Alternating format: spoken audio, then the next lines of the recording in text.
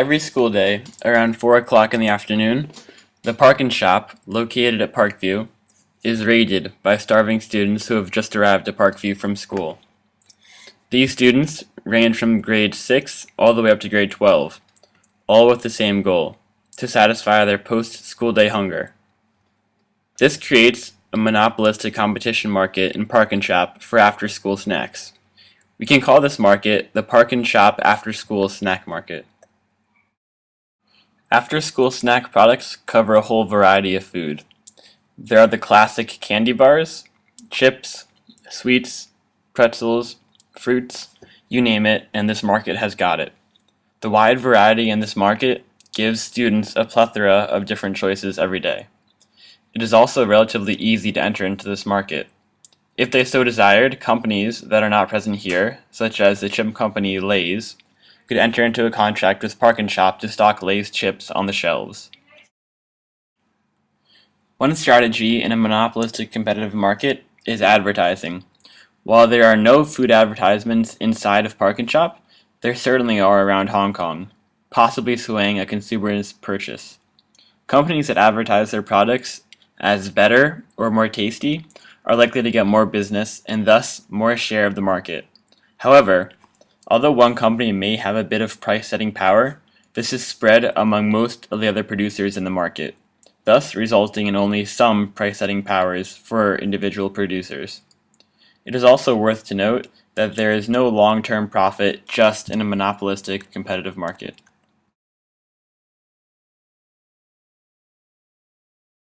In this portion, I will be talking about oligopoly, or more specifically, duopoly. The example I will be analyzing is the case of Watsons and Mannings in terms of the personal health and beauty market. Now, what is an oligopoly? An oligopoly is a market structure in which a small number of firms control a large portion of the market. A duopoly is the same, only instead of a small group controlling a majority of the market, it is two big players that control the majority. We can determine whether a group of firms is an oligopoly or a duopoly by looking at a few factors, such as price-making power, competition strategy, and whether the firms are making long-term economic profit or not. In Hong Kong, Watsons and Mannings are the two biggest providers of personal health and beauty products. For the most part, these two firms sell homogeneous goods, which means that whether you go to Watsons or Mannings, you'll find very similar products. Together, these two firms control a majority of the personal health and beauty market in Hong Kong. As a result of this, they have lots of control of price in the market. This makes it very difficult to enter the market, as the two biggest players can ruin the new players by setting the price so low that it runs the new players out of business. In the case of Watsons and Mannings, the decision of one greatly affects the other. Given that they sell similar products, whichever firm has the lowest price is going to receive the most business. However, both firms would benefit more from working together to set a price, rather than competing for the lowest prices. Despite this, Mannings and Watsons have often engaged in price wars in the form of promotional events to try and wean business away from one and toward the other. In the long term, both Watsons and Mannings make economic profit. However, this is at the cost of efficiency.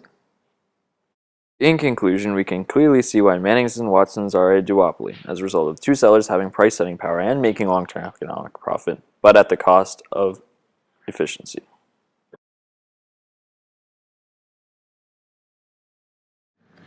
The market structure of which I am presenting is tram services to the Peak from any part of the Hong Kong island. Now, there is only one tram service up to the Peak, and that is from Cotton Tree Drive Central. The Peak Tram is in effect a monopolist of tram services to the Peak.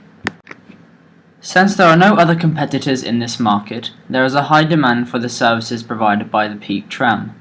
This means that the tram can essentially control the price of transport for each person. However, it cannot raise the price too high, for there is other means of transport that consumers could use to get to the Peak. The tram monopolizes the market by making the ease of entry next to impossible for a variety of factors, such as availability of space to build another tram line. The good, the tram, is homogeneous because it is the same good for the entire market, even though the market structure only has one supplier, the Peak Tram service. There is also a great benefit to being the only provider of a service like the Peak Tram, which is that there is no need for advertisement. Nevertheless, Some monopolists do still advertise to remind consumers of their service or to introduce their product to new buyers.